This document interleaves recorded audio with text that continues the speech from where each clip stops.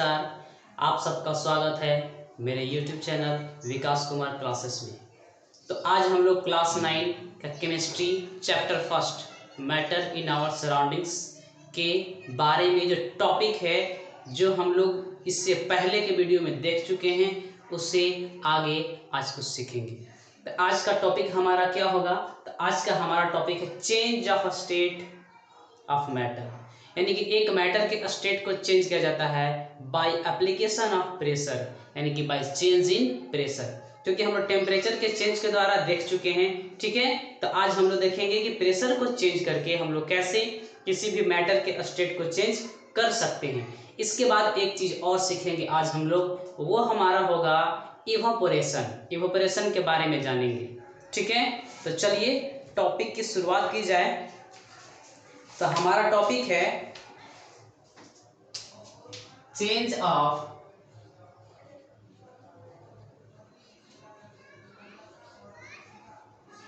State of matter by change in pressure.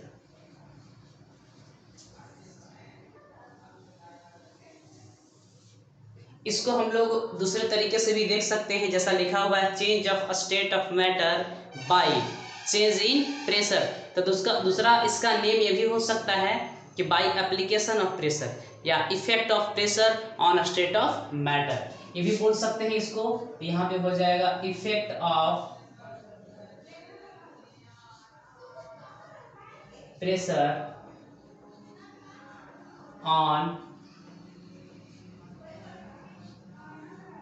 States of matter.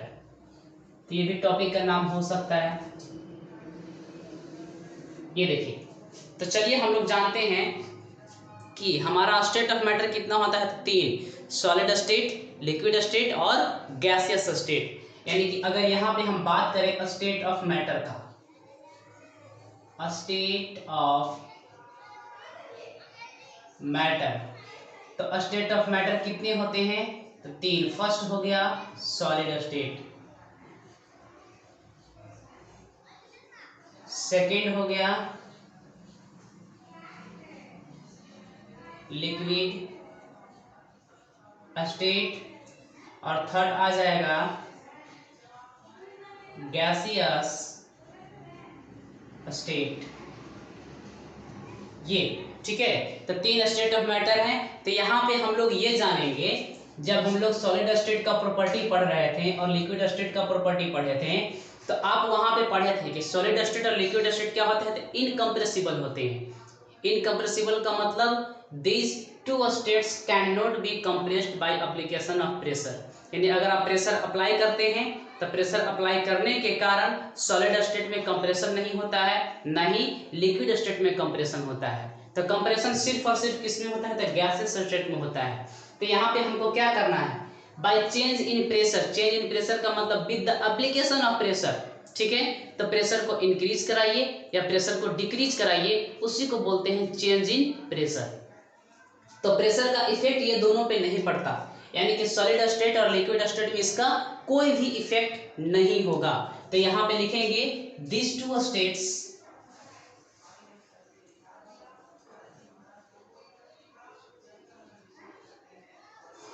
Are not compressible by the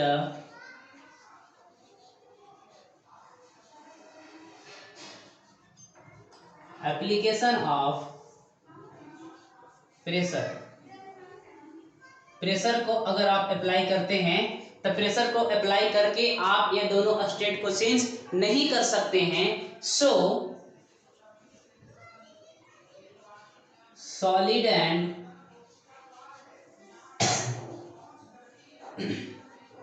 liquid states cannot be changed by change in pressure. ये हो गया। तो एक बच गया हमारा कौन, तो ये बच गया हमारा गैसियस स्टेट, यानी कि गैसियस स्टेट के बारे में हम लोग बात करते हैं। तो बिल्कुल गैसियस स्टेट कंप्रेसिबल होता है, आप उसको आसानी से कंप्रेस कर सकते हैं। तो यहाँ पे गैसियस स्टेट को हम लोग क्या करेंगे, कंप्रेस करेंगे बाय एप्लीकेशन ऑफ प्रेशर। ठीक है, तो प्रेशर को इंक्रीज कराइए, प्रेशर को डिक्रीज कराइए। तो यहाँ पे ये चीजें होती है। ठीक है, गैसियस स्टेट है, तो गैसियस स्टेट में अगर आप एक हाई प्रेशर अप्लाई करते हैं तो ये गैसियस स्टेट लिक्विड में चेंज हो जाएगा। तो यहाँ पे लिखेंगे gases are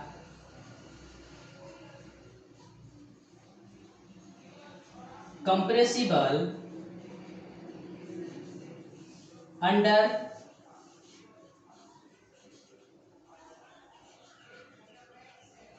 application of pressure। ठीक है, यानी कि अगर when a high pressure is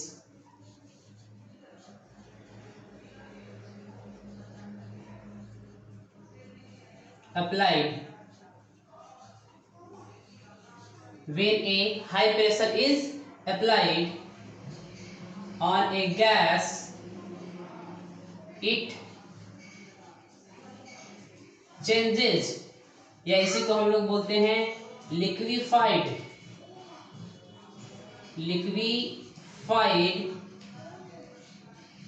into a liquid. यानी कि लिक्विड में ये क्या होता है, तो लिक्विफाइड हो जाता है। कैसे, तो बाय अप्लाइंग प्रेशर, यानी कि a large amount of pressure, एक सफिशिएंट प्रेशर जब अप्लाई किया जाता है गैसेस स्टेट में तो लिक्विड में लिक्विफाई हो जाता है। ठीक है, तो आप इसको नोट डाउन कर सकते हैं, स्क्रीनशॉट ले सकते हैं, ये चीजें आप कर सकते हैं।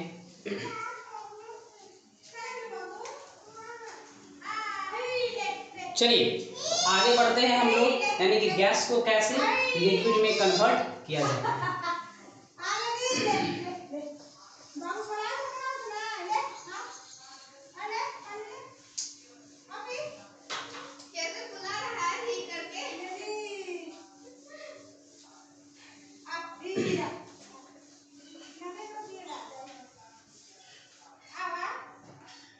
हाँ, तो देखेंगे यहाँ पे है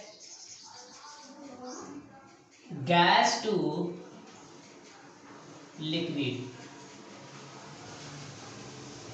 गैस से हम लोग लिक्विड चेंज देखेंगे बाय एप्लीकेशन ऑफ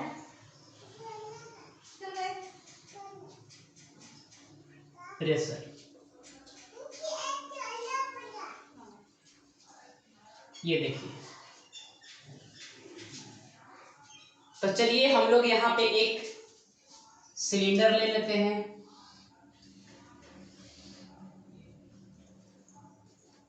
ये सिलेंडर में पिस्टन लगा हुआ है। ठीक है, और ऊपर से हम लोग क्या अप्लाई करेंगे, तो ऊपर से हम लोग प्रेशर अप्लाई करेंगे। ये ऊपर से क्या अप्लाई हो रहा है, प्रेशर। और ये क्या हो गया, तो ये हमारा पिस्टन है, इसको हम लोग पिस्टन कहते हैं। और ये क्या है, तो ये सिलेंडर है।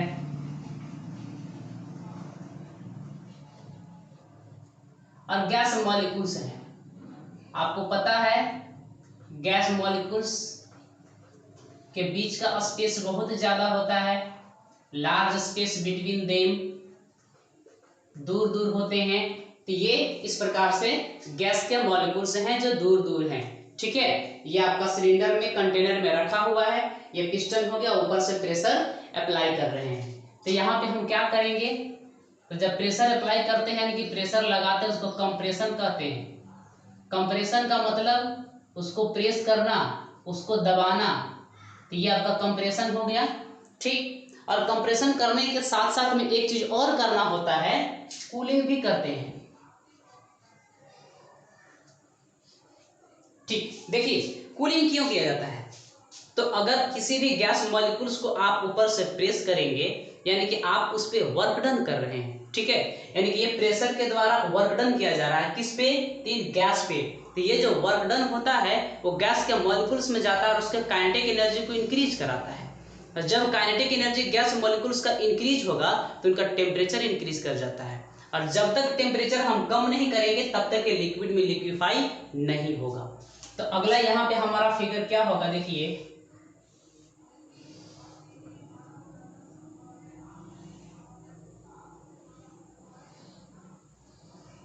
ये पिस्टन यहाँ पे आ गया। अरे जो गैस मॉलिक्यूल्स हैं वो थोड़े नजदीक आ गए हैं, पहले के कंपैरिजन में गैस मॉलिक्यूल्स क्लोज हो गए हैं।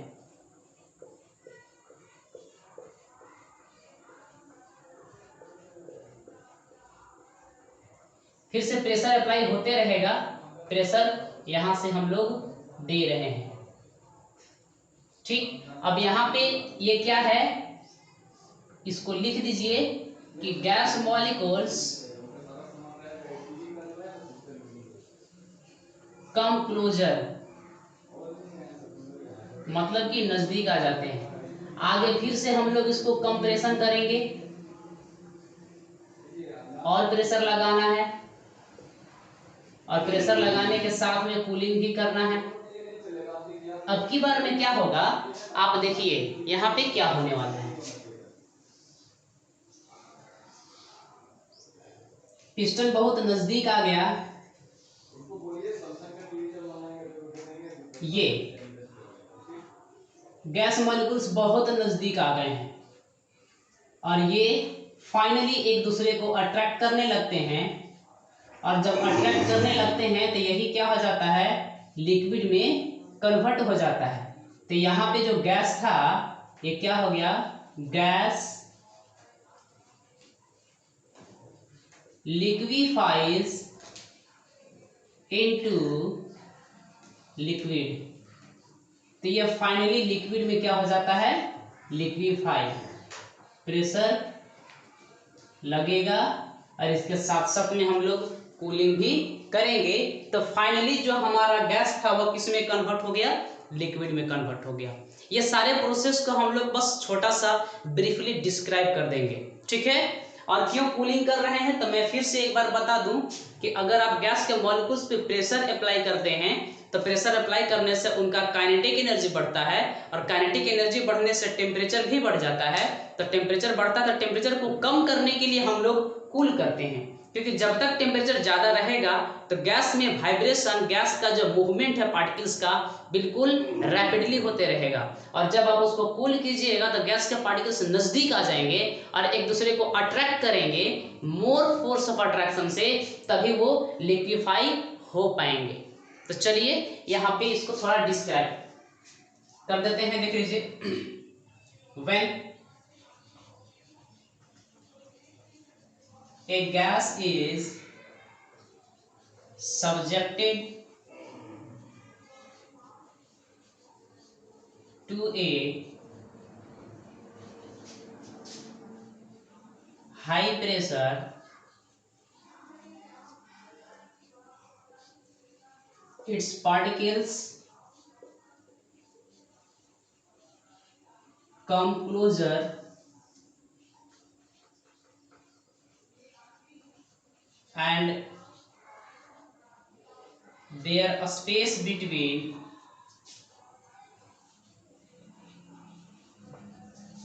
particles decreases.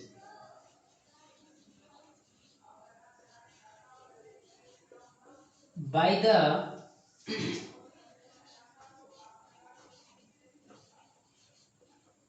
application of pressure,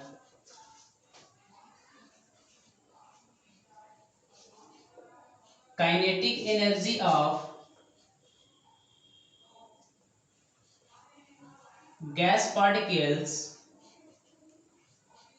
increases, so their temperature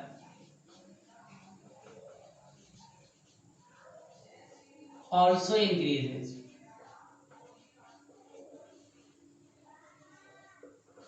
we must cool down the compressed gas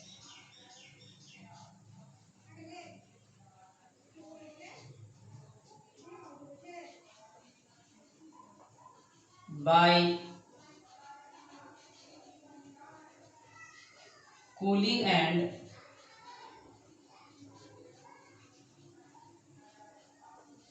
compression of a gas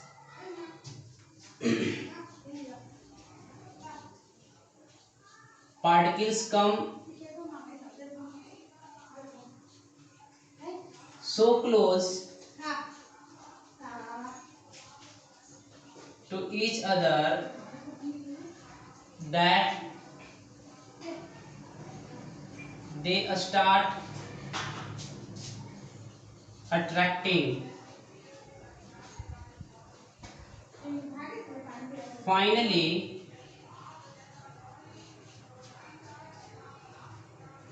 the gas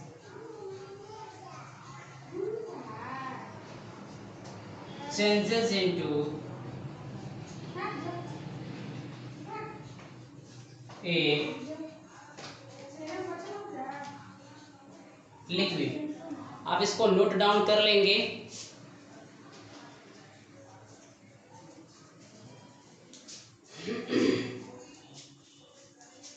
note down करना अगर अभी पॉसिबल नहीं है तो बहुत ही सिंपल तरीका है, आप इसको इस्तेमाल कर सकते हैं। सबसे पहले इसका स्क्रीनशॉट लीजिए, इसके बाद फिर आप इसको बाद में नोट डाउन कर सकते हैं। तो चलिए फिर हम लोग आगे बढ़ते हैं। कुछ एग्जांपल्स लिख देंगे।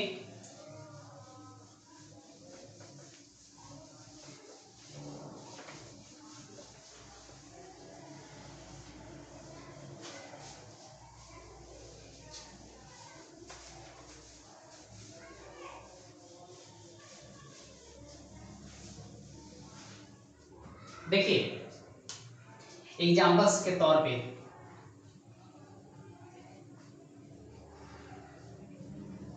जैसे ऑक्सीजन एक क्या है, गैस है। आप ऑक्सीजन को हाई प्रेशर पे कंप्रेस करते हैं और उसको उसके टेम्परेचर को कम करते हैं, लेकिन कूल करते हैं तो लिक्विड ऑक्सीजन में कन्वर्ट हो जाता है।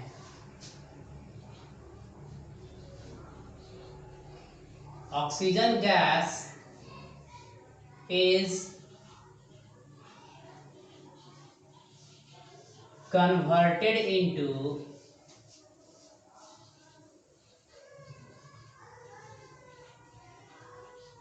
liquid oxygen by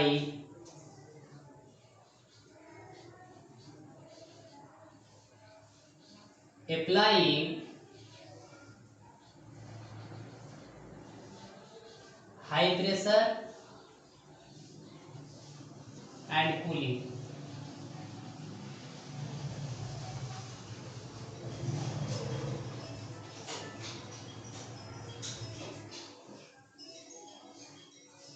liquid oxygen is of blue colour.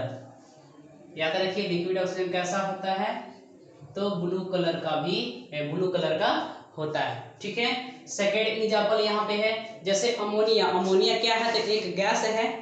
ठीक, तो अमोनिया गैस को भी आप लिक्विफाई कर सकते हैं। कैसे लिक्विफाई कर सकते हैं, तो ammonia gas can be liquefied bye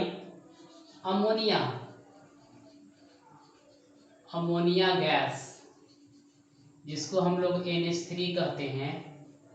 ये इसका केमिकल फॉर्मूला है। Ammonia gas can be liquefied by applying high pressure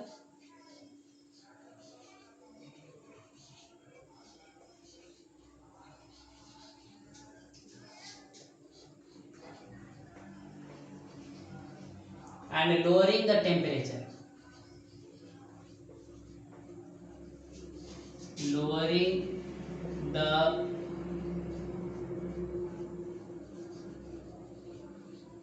temperature। ठीक है, तो इसको भी हम लोग क्या कर सकते हैं, तो लिक्विफाई कर सकते हैं। अभी हम लोग क्या देखें, गैस से देखें कि किस प्रकार लिक्विड बनाया जाता है।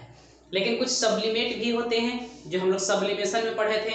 कुछ सॉलिड सब्सटेंस भी ऐसे होते हैं जो डायरेक्टली गैस में कन्वर्ट हो जाता है। इसका एक एग्जांपल है ड्राई आइस, ठीक है। तो यहाँ पे हम लोग एक नोट में लिख देंगे, नोट क्या है, तो सॉलिड से हम लोग gas, solid to gas change by application of pressure. ये देखिए कैसे हो रहा है।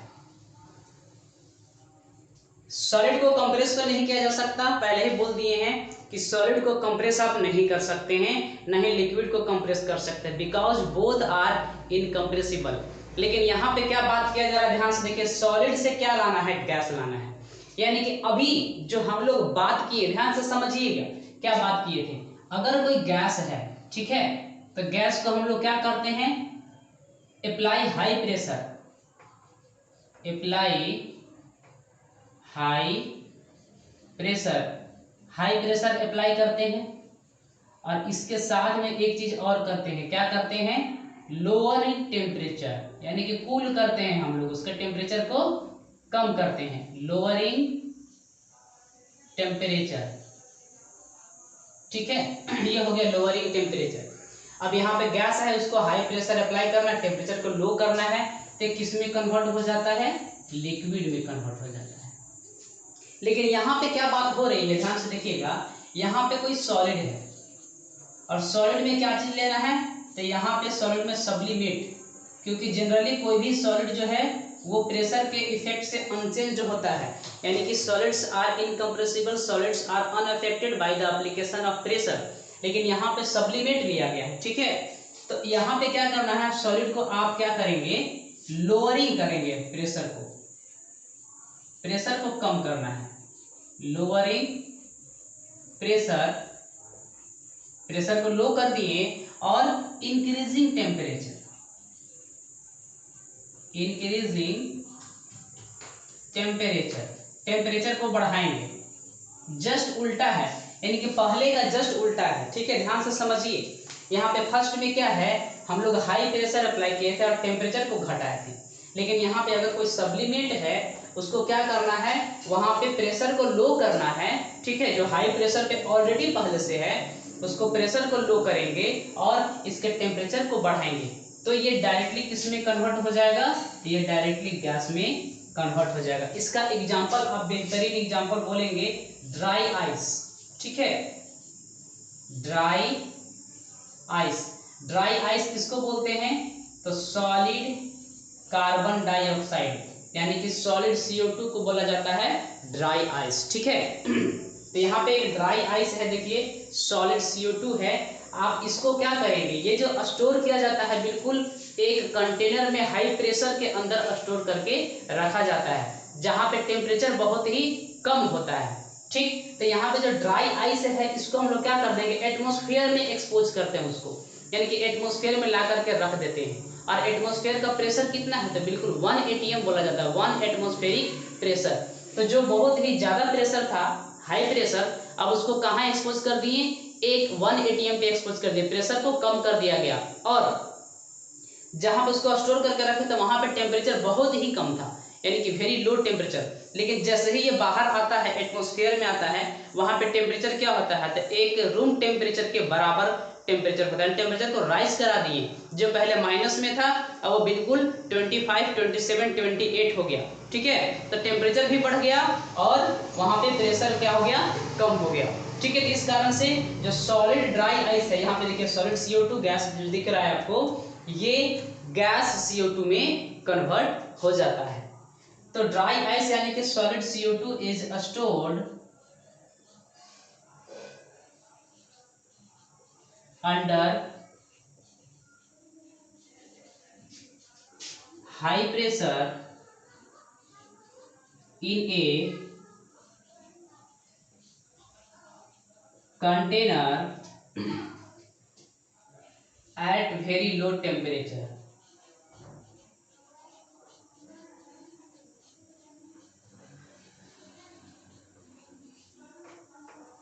when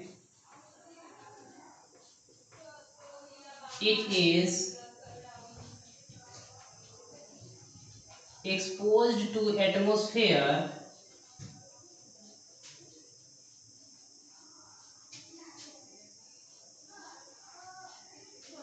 the pressure reduces, यानी कि प्रेशर रिड्यूस हो जाता है, reduces to 180 m and temperature rises.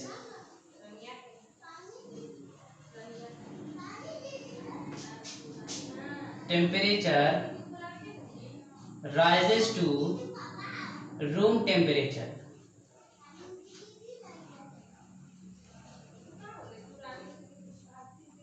So जो सॉलिड ड्राई आइस था, solid dry ice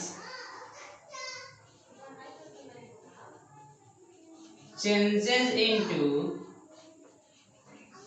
gas carbon dioxide. ये हो गया, इसको मैंने एक्सप्लेन कर दिया। तो आप इसको क्या कर देंगे, स्क्रीनशॉट लीजिए। आगे हम लोग बढ़ते हैं। नेक्स्ट यहाँ पे ये जो ड्राई आइस है ये डीप फ्रीज के लिए इस्तेमाल किया जाता है। आप फ्रूट्स को, वेजिटेबल्स को डीप फ्रीज करने के लिए इस्तेमाल कर सकते हैं, या जो आइसक्रीम होता है उसको डीप फ्रीज करने के लिए ड्राई आइस का इस्तेमाल किया जाता है। जो ऑर्डिनरी आइस होता है, ऑर्डिनरी आइस का मतलब क्या, जो वाटर से आइस बनाते हैं, उसका इस्तेमाल अगर इसके जगह पे किया जाए ड्राई आइस, तो वो उतना इफेक्टिव नहीं है। यानी dry ice is more effective in cooling. क्यों? क्योंकि इसका प्रेशर देखिए क्या होता है, ये हाई प्रेशर के अंदर स्टोर रहता है, अंडर हाई प्रेशर, और टेम्परेचर क्या होता है, तो बहुत ही लो टेम्परेचर होता है। ठीक, और जिस चीज में आप इसको स्टोर करके रखे हैं, जिसको ठंडा करने के लिए, वो सारे ऑब्जेक्ट से ये हीट को लेता है, यानी अपने टेम्परेचर को बढ़ाता है, और टेम्परेचर बढ़ने के साथ साथ उसका अगर प्रेशर कम होता है तो धीरे धीरे ये कार्बन डाइऑक्साइड गैस में कन्वर्ट होता है। तो यहाँ पे एक चीज जरूर लिख लें,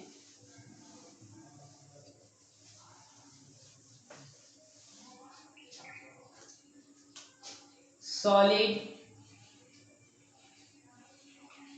कार्बन डाइऑक्साइड, जिसको हम लोग ड्राई आइस कहते हैं, is more effective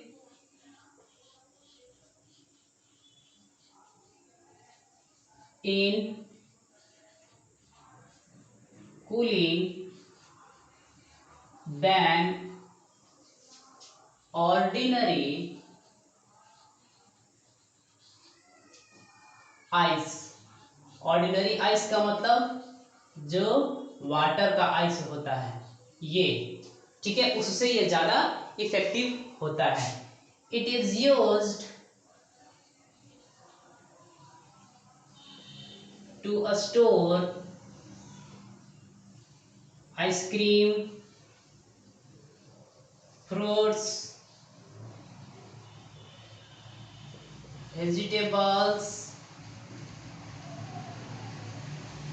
under deep freeze।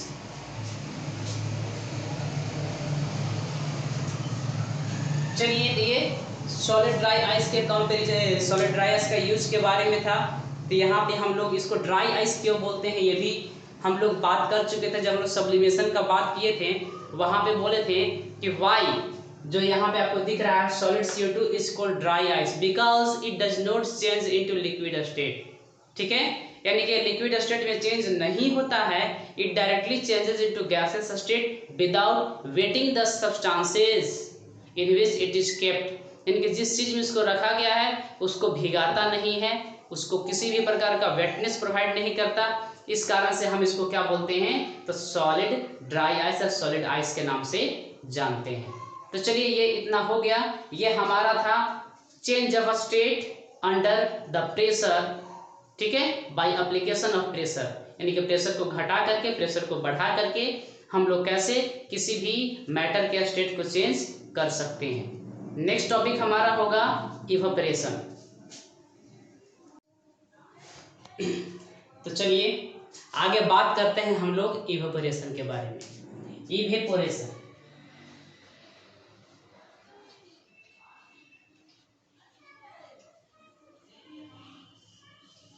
अब इवेपोरेशन क्या है इसको समझना है, ठीक है। जैसे हम लोग बात किए थे कि अगर कोई लिक्विड है, आप लिक्विड को क्या करते हैं, हीट सप्लाई करते हैं। अगर आप लिक्विड को हीट सप्लाई कीजिएगा तो क्या होता है, तो बहुत सारी बातें होती हैं कि जो लिक्विड का जो पार्टिकल्स है उस हीट एनर्जी को गेन करता है, और जैसे ही वो हीट एनर्जी को गेन किया, गेन करने के बाद क्या हो जाएगा, तो हीट एनर्जी को गेन करेगा, उसका पार्टिकल्स का काइनेटिक एनर्जी बढ़ता है, ठीक है। काइनेटिक एनर्जी बढ़ने के बाद उसका टेम्परेचर बढ़ता है, और टेम्परेचर बढ़ने से काइनेटिक एनर्जी इतना ज़्यादा हो सकता है कि वो मोर रैपिडली यानी कि जिगजैग मोशन में, बिल्कुल ब्राउनियन मूवमेंट के जैसा इन ऑल डायरेक्शन वो क्या करने लगता है, मूवमेंट करने लगता है। और जो लिक्विड पार्टिकल्स के बीच का जो फोर्स ऑफ अट्रैक्शन था, लिक्विड पार्टिकल्स के बीच का फोर्स ऑफ अट्रैक्शन जो उसको बांध के रखता था, ताकि वो सिर्फ लिक्विड जितना है उसी के वॉल्यूम में आ सके और जा सके। लेकिन यहाँ पे ये हुआ कि इतना ज़्यादा हीट एनर्जी दिए कि उसका काइनेटिक एनर्जी बहुत ज़्यादा बढ़ गया और लिक्विड पार्टिकल्स के बीच के फोर्स ऑफ अट्रैक्शन को ओवरकम कर गया, यानी कि फोर्स ऑफ अट्रैक्शन टूट गया और वो फाइनली फ्री हो जाता है, इंडिविजुअल पार्टिकल्स में चेंज हो जाता है। और इंडिविजुअल पार्टिकल्स में चेंज होने के कारण ही वो गैसियस फॉर्म में यानी कि वेपर फॉर्म में बोल सकते हैं, स्टेट फॉर्म में, स्टीम के फॉर्म में वो चेंज हो जाता है। तो इस प्रकार से हीट सप्लाई करते हैं। जब हीट सप्लाई करते हैं, हीट सप्लाई करने के बाद एक टेम्परेचर पहुंचता है जिसका नाम है बॉइलिंग टेम्परेचर। और बॉइलिंग टेम्परेचर आने के बाद में लिक्विड क्या होता है, स्टेट चेंज करता है, यानी कि वेपर के फॉर्म में चेंज हो जाता है, स्टीम के फॉर्म में, गैसियस फॉर्म में चेंज हो जाता है। तो कब होता है, तो यहाँ पे सपोज मान लीजिए ये लिक्विड दिया हुआ है, लिक्विड, ठीक है। और लिक्विड को हम लोग क्या सप्लाई कर रहे हैं, लिक्विड को प्रोवाइड किया हमने हीट प्रोवाइड किया। तो लिक्विड को जब आप हीट प्रोवाइड करेंगे तो ये क्या हो जाएगा, एट बॉइलिंग टेम्परेचर पे पहुंच जाएगा, एट बॉइलिंग टेम्परेचर। तो बॉइलिंग टेम्परेचर पे पहुंच गया, अरे लिक्विड से क्या बन गया, गैस या वेपर। ये हम लोग बात किए थे, इसको बोला जाता है, हम लोग क्या बोलते हैं, इसको बोलते हैं वेपराइजेशन। वेपराइजेशन बोला जाता है, एक और इसका नाम है, या इसको बॉइलिंग भी कहते हैं। तो यहाँ पे ये जो वेपराइजेशन हुआ, देखिए डिफरेंस समझिए, ये वेपराइजेशन था, लेकिन यहाँ पे हम लोग इवेपोरेशन पढ़ रहे हैं। ये वेपराइजेशन है और ये इवेपोरेशन है, ठीक है। यहाँ पे लिक्विड बॉइलिंग टेम्परेचर तक पहुंचा, बॉइलिंग टेम्परेचर हीट सप्लाई किए, इसके बाद में ये गैस और वेपर में चेंज हुआ है। लेकिन यहाँ पे हम लोग इवेपोरेशन की बात करेंगे। इवेपोरेशन तो क्या होता है कि यहाँ पे देखेंगे ये एक लिक्विड है, लिक्विड को ऐसा नहीं है कि हीट नहीं मिलेगा, मिलेगा, उसको हीट एनर्जी कहीं ना कहीं से मिलेगी ही। तो हीट एनर्जी ये क्या करेगा, गेन, और हीट एनर्जी गेन करने के बाद में ये एट एनी टेम्परेचर, कोई जरूरी नहीं है कि बॉइलिंग टेम्परेचर हो, कोई जरूरी नहीं, किसी भी टेम्परेचर पे ये लिक्विड किस में बदल जाता है, तो गैस में या फिर वेपर में बदल जाता है। तो इसी प्रोसेस का नाम है इवेपोरेशन, इवेपोरेशन। तो ठीक है, तो इसको हम लोग डिफाइन करेंगे। आप देखिए कैसे इसको डिफाइन करते हैं। तो ये एक प्रोसेस है, तो यहां पे हम लोग लिखेंगे द प्रोसेस ऑफ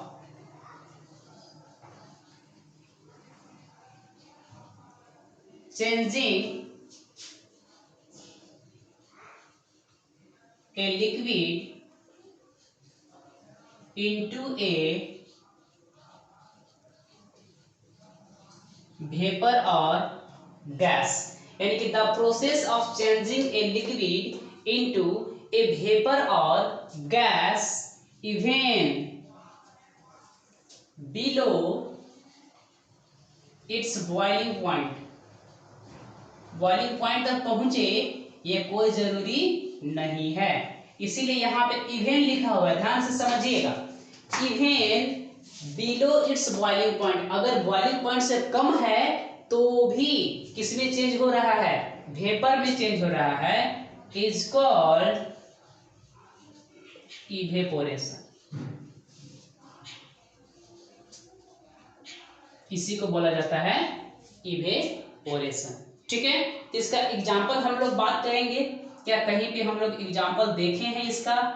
एग्जाम्पल होता है तो बिल्कुल होता है। सबसे पहली बात कि आप पॉन्ड्स देखे होंगे, लेक्स देखे होंगे, जब ठंड के समय होती है, ठीक है, तो उस समय में आप देखिएगा सुबह सुबह जब वहां पे जाते हैं तो आपको बिल्कुल एक वेपर पॉन्ड्स से या लेक्स के सरफेस, जो वाटर का सरफेस है उसके ऊपर से एक वेपर उड़ता हुआ दिखाई देता है। वो किस कारण से है? तो वो इवेपोरेशन के कारण से है। ठीक है, तो यहां पे लिखेंगे steam coming out of surface of water of a lake या पॉन्ड, ये हो गया। दूसरा, हम सब जानते हैं कि सी वाटर में लार्ज क्वांटिटी ऑफ साल्ट होता है, बहुत सारा साल्ट होता है। तो उस साल्ट को हम लोग किस प्रोसेस से प्राप्त करते हैं? तो salt is obtained by the process of evaporation from sea water. तो salt is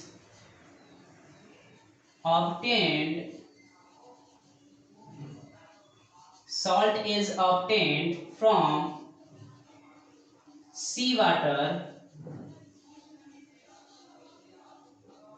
by the process of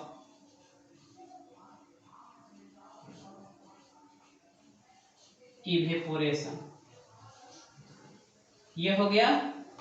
third number में आप बोल सकते हैं, जैसे बारिश होती है तो बारिश का पानी बिल्कुल लैंड में पूरा स्प्रेड हो जाता है, यानी कि rain water spreads over a large surface of the land, और कुछ समय के बाद बारिश का पानी खत्म भी हो जाता है, यानी कि वो वेपर बन करके उड़ जाता था। क्या उस समय टेम्परेचर 100 डिग्री सेल्सियस था कि जो रेन वाटर जो है उसका बारिश का पानी बिल्कुल बॉयल हो गया, और बॉयल होने के बाद में क्या हो गया, बिल्कुल भाप बन के उड़ गया? बिल्कुल ऐसा नहीं है। वहां पे टेम्परेचर मुश्किल से मुश्किल 30 डिग्री सेल्सियस, 35, 32 ऐसे रहता है, 28 डिग्री सेल्सियस, फिर भी वो वाटर वेपर बन करके एयर में जाकर के मिक्स हो जाता है। ये भी किस प्रोसेस से होता है? तो ये भी इवेपोरेशन प्रोसेस से होता है। तो थर्ड नंबर में लिखेंगे forming of vapor from rainwater that spreads over a large area of land। ये हमारा क्या था? इवेपोरेशन था। तो आप इसको स्क्रीनशॉट लीजिए, नोट डाउन कर लीजिए, फिर हम लोग आगे बढ़ते हैं।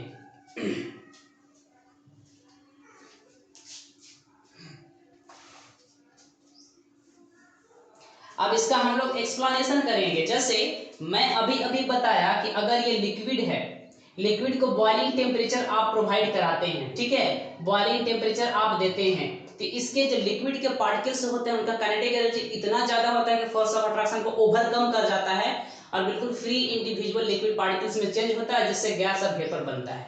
लेकिन यहाँ पे ऐसा क्या हो रहा है? यहाँ पे तो बॉइलिंग टेम्परेचर तो है नहीं, तो पूरा का पूरा फोर्स ऑफ अट्रैक्शन तो ओवरकम हुआ नहीं है, फिर भी ये गैस और वेपर में क्यों चेंज हो रहा है, ये अभी हम लोग एक्सप्लेनेशन करेंगे।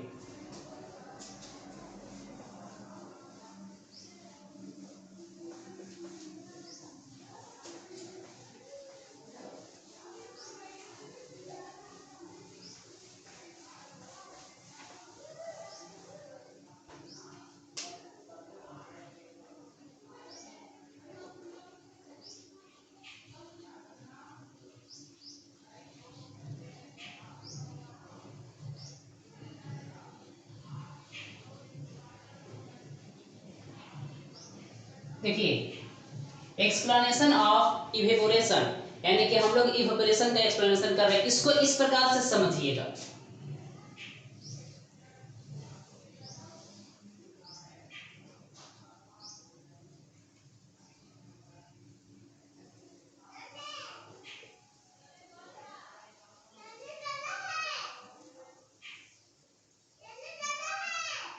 ठीक है, आप ये यहां पे देख रहे हैं क्या है, तो एक वेसल है ये, इस वेसल में क्या है, तो लिक्विड फिल किया हुआ है। अब लिक्विड का ये जो है इसको हम लोग बोलते हैं surface of liquid, surface of liquid. ये लिक्विड का क्या है, तो सरफेस। इसके ऊपर में क्या होंगे, लिक्विड पार्टिकल्स होंगे। ये देखिए ये लिक्विड के पार्टिकल्स है।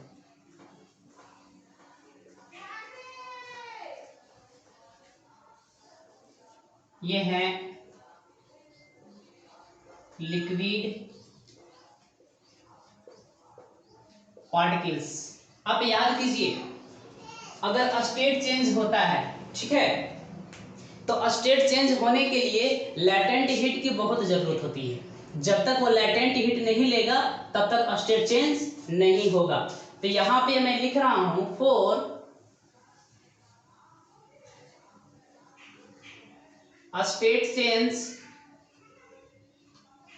Of a matter latent heat is necessary। ठीक है, लेटेंट हीट की जरूरत होती है। यहां पे लिक्विड से वेपर में चेंज होता है, यानी यही वाला जो लिक्विड पार्टिकल है वो किस में कन्वर्ट हो जाता है, तो यही वाला लिक्विड पार्टिकल वेपर में कन्वर्ट हो जाता है, स्टीम में कन्वर्ट हो जाता है। यही मैंने बोला, ये किस में कन्वर्ट हो गया, वेपर में कन्वर्ट हो गया। वेपर को हम लोग गैस भी बोलते हैं, ये गैस में कन्वर्ट हो गया। तो यहां है लिक्विड, यानी कि लिक्विड से क्या चेंज हो रहा है, लिक्विड से चेंज किस में होगा, गैस में चेंज होगा। तो यहां पे जो लैटेंट हीट की जरूरत होगी इसको बोलते हैं here latent heat is called latent heat of vaporization, latent heat of vaporization। यहाँ पे latent heat का नाम है latent heat of vaporization। तो ये कहाँ से मिलता है उसको, जब तक latent heat of vaporization नहीं मिलेगा तब तक वो कभी भी वेपर में चेंज नहीं हो सकता है। तो यहाँ पे latent heat of vaporization कैसे मिलेगा, आप इसको समझिए। ये जो लिक्विड पार्टिकल्स ऊपर का सरफेस वाला है, ठीक है, यानी कि liquid particles on the surface of water, water के सरफेस में होता है, तो लूजली बॉन्डेड होते हैं। यानी वहां पे ऊपर का जो पार्टिकल्स है सबसे ऊपर में on the surface of liquid, वहां का जो लिक्विड पार्टिकल्स है उसके बीच में फोर्स ऑफ अट्रैक्शन बहुत कम होता है, ठीक। और वो अपने आसपास में, यानी कि अपने आसपास जो उसके सराउंडिंग्स है वहां से latent heat of vaporisation gain करता है, जिससे इसका काइनेटिक एनर्जी इतना ज्यादा बढ़ जाता है कि वो फोर्स ऑफ अट्रैक्शन को ओवरकम करके गैस में चेंज हो जाता है। ठीक है, तो ये सारी चीजें यहाँ पे मैं लिख देता हूँ, एक्सप्लेन कर देता हूँ। The liquid particles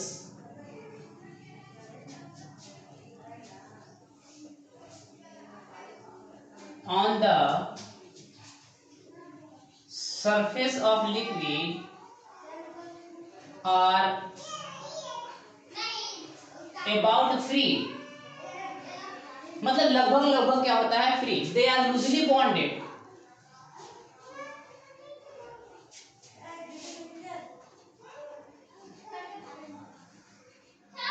loosely bonded, they get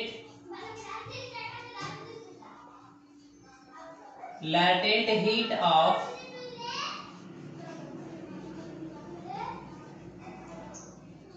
vaporization from their surroundings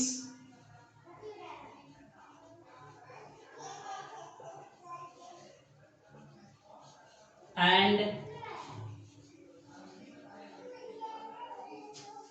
overcome the force of attraction between particles.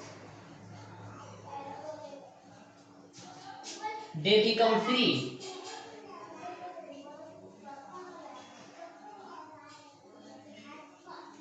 as individual particles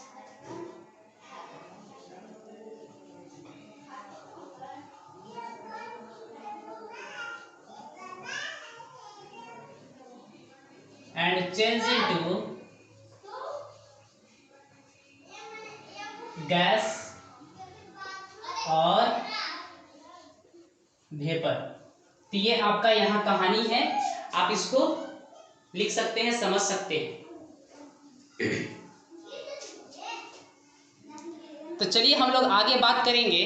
next में क्या बात करेंगे कि what are the factors that affect evaporation. Next हमारा topic है कि वैसा कौन सा फैक्टर है। फैक्टर का मतलब इसको अफेक्ट करने वाला, यानी कि इवेपोरेशन को कौन कौन प्रभावित करता है, ऐसा कौन कौन सा कारक है जो इवेपोरेशन को प्रभावित करता है।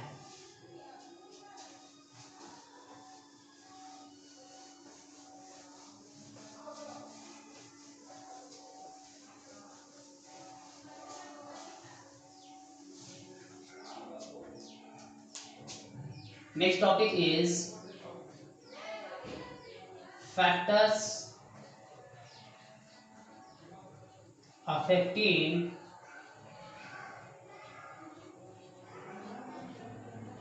evaporation। ये फैक्टर्स अफेक्टिंग इवेपोरेशन यानी कि इवेपोरेशन को प्रभावित करने वाले कौन कौन से फैक्टर हैं। तो आप याद रखिएगा, मेनली यहाँ पे हम लोग 4 फैक्टर के बारे में बात करेंगे। सबसे पहला है टेम्परेचर,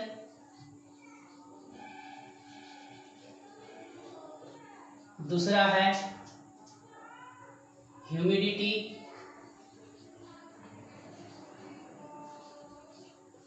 तीसरा है सरफेस एरिया,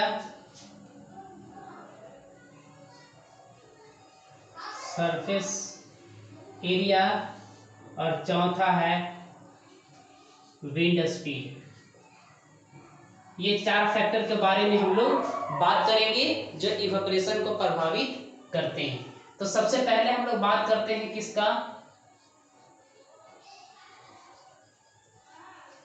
टेम्परेचर का। तो ध्यान से देखिए, टेम्परेचर कैसे बढ़ाइएगा। किसी भी लिक्विड को टेम्परेचर को इंक्रीज करा रहा है तो कैसे, by applying heat, by providing heat. आप उसको हीट सप्लाई कीजिएगा, बाय सप्लाइंग हीट तो उसका टेम्परेचर राइज करेगा। जैसे ही टेम्परेचर राइज करेगा तो उसका काइनेटिक एनर्जी बढ़ेगा, वो फोर्स ऑफ अट्रैक्शन को ओवरकम करेगा और ज्यादा तेजी से क्या करता है, तो ज्यादा तेजी से वो वेपर में या गैस में कन्वर्ट होगा कोई भी लिक्विड। तो टेम्परेचर इंक्रीज कराने से इवेपोरेशन भी इंक्रीज करता है, और अगर टेम्परेचर डिक्रीज करिएगा तो इवेपोरेशन भी डिक्रीज हो जाएगा। ये हो गया। तो यहाँ पे हम लोग लिखेंगे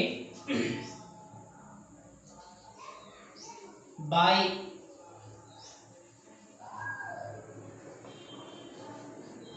increasing temperature we increase the kinetic energy of liquid particles, so they easily overcome the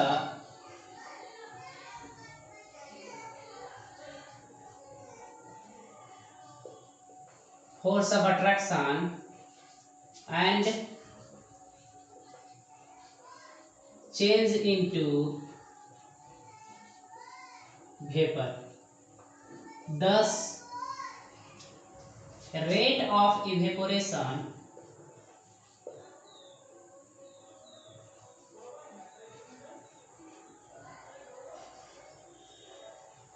increases, यानी कि इवेपोरेशन का रेट क्या होता है तो इंक्रीज करता है। कैसे? By increasing temperature. ऐसे ही जैसे इसका उल्टा होगा, डिक्रीज करने से डिक्रीज करेगा। नोट याद रख लीजिए एक बात यहाँ पे, क्या मैं बोल रहा हूँ कि इवेपोरेशन एक ऐसा प्रोसेस है जिसमें कोई भी लिक्विड किस में कन्वर्ट होता है तो एक वेपर में कन्वर्ट होता है, even below its boiling temperature. यानी कि किसी भी टेम्परेचर पे, एट एनी टेम्परेचर, किसी भी टेम्परेचर पे एक लिक्विड किस में चेंज होता है तो वेपर में चेंज होता है। ठीक है, लेकिन एक बात यहाँ पे याद रखना है। क्या बात याद रखना है? तो ध्यान से सुनिए। अगर टेम्परेचर ज्यादा होगा तो इवेपोरेशन ज्यादा होगा, टेम्परेचर कम होगा तो इवेपोरेशन कम होगा। वैसे इवेपोरेशन तो हर एक टेम्परेचर पे होता है, लेकिन हायर टेम्परेचर पे इवेपोरेशन का रेट ज्यादा होता है। Evaporation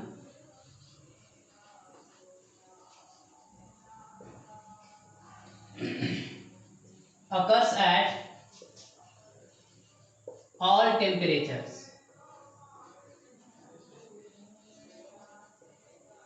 but at higher temperature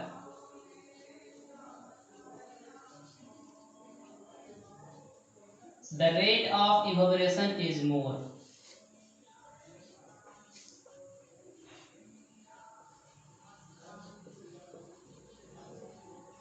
चलिए आगे बात करते हैं हम लोग। ये तो फर्स्ट हो गया। सेकेंड टॉपिक हमारा क्या है? ह्यूमिडिटी। ह्यूमिडिटी देखिए, ह्यूमिडिटी क्या होता है, तो ह्यूमिडिटी कैसे इवेपोरेशन को इफेक्ट करता है ये हम लोग समझते हैं। सबसे पहले एक छोटा सा बात जानेंगे, व्हाट इज ह्यूमिडिटी। तो एयर हमारे आसपास होता है, इस एयर में क्या होगा तो इस एयर में वाटर प्रेजेंट होता है in the form of water vapour, यानी कि water is present in air around us in the form of water vapour. वही द क्वांटिटी ऑफ वाटर या water vapour present in air is called humidity. तो उसी को क्या बोलते हैं हम लोग? ह्यूमिडिटी बोलते हैं। और अगर पहले से ही सपोज मान लीजिए एक एयर ऐसा है जिसमें पहले से ही ढेर सारा ह्यूमिडिटी है, यानी कि उसमें वाटर का क्वांटिटी ऑलरेडी बहुत ज्यादा है, पहले से ही बहुत ज्यादा है, तो कोई अगर लिक्विड रखेंगे तो लिक्विड में वेपर बनने की जो रेट होगी वो कम होगी। क्यों? क्योंकि आसपास में इस एयर में ऑलरेडी वेपर है। ठीक है, वाटर वेपर है और वाटर यहाँ पे रखे हैं, तो वाटर फिर से वाटर वेपर बन करके हवा में ज्यादा नहीं जा पाएगा।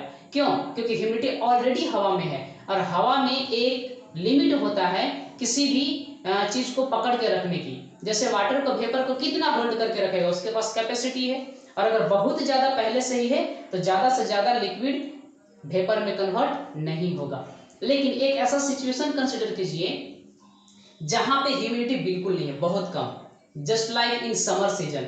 समर सीजन में ये होता है कि एयर में ह्यूमिडिटी बहुत कम होती है और एक लिक्विड जो वेसल में ला करके रख दिए हैं, ठीक है, ला करके किसी जगह पे रख दिए जहां पे टेम्परेचर बहुत ज्यादा है, ह्यूमिडिटी बिल्कुल नहीं है। ठीक है, जब ह्यूमिडिटी नहीं है वहां पे क्या होगा, लिक्विड जल्दी जल्दी फटाफट फटाफट वेपर में कन्वर्ट होगा और एयर में जाकर के मिक्स होते जाएगा। ठीक है, तो यहाँ पे हम लोग ह्यूमिडिटी की बात करते हैं। देखिएगा, the amount of water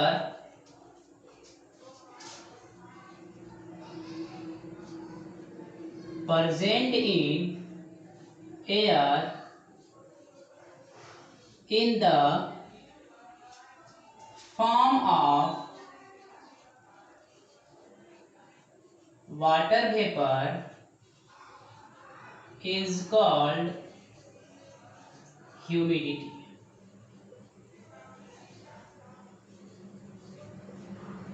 ये है, ठीक है, यानी कि द अमाउंट ऑफ वाटर जो प्रेजेंट होता है एयर में, किस फॉर्म में, तो वाटर वेपर के फॉर्म में, उसी को ह्यूमिडिटी बोलते हैं। The rate of evaporation, the rate of evaporation decreases with increase in humidity, और इसका जस्ट उल्टा हो जाएगा एंड वाइस वर्सा। आप इसको इस प्रकार से सीधा समझ सकते हैं, जैसे सपोज मान लीजिए यहाँ पे समर सीजन है, समर सीजन एक हो गया और दूसरा हो गया रेनी सीजन। रेनी सीजन में ढेर सारी ह्यूमिडिटी होती है, ठीक है, ये है रेनी सीजन। दो सीजन के बारे में यहाँ पे बात किया जा रहा है। अब यहाँ पे हम लोग बात करेंगे रेट ऑफ इवेपोरेशन का।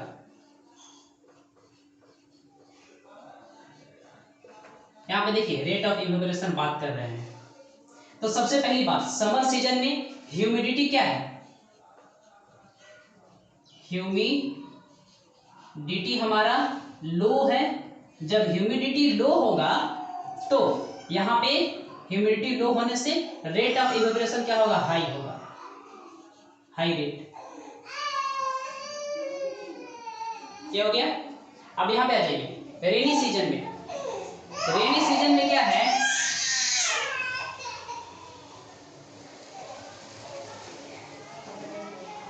ह्यूमिडिटी हाई है, यानी कि ह्यूमिडिटी बहुत ज्यादा है। जब ह्यूमिडिटी बहुत ज्यादा होगा तो रेट ऑफ इवेपोरेशन क्या होगा, लो होगा, लो रेट। तो ये हो गया effect of humidity on the rate of evaporation. तो चलिए इसको आप नोट कीजिए, स्क्रीनशॉट लीजिए, आगे हम लोग बढ़ते हैं। नेक्स्ट आपका है सरफेस एरिया।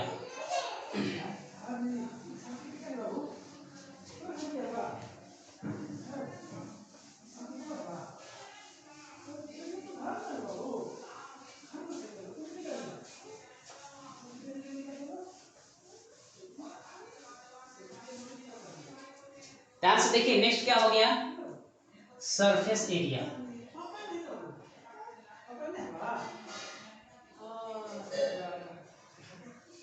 अगर सरफेस एरिया बहुत ज्यादा होगा, सपोज एक लिक्विड है, एक लिक्विड को यहाँ पे मैं बता रहा हूं, यहाँ पे देखिएगा, ये एक टेस्ट ट्यूब है, इसमें लिक्विड फिल करके रखा गया है।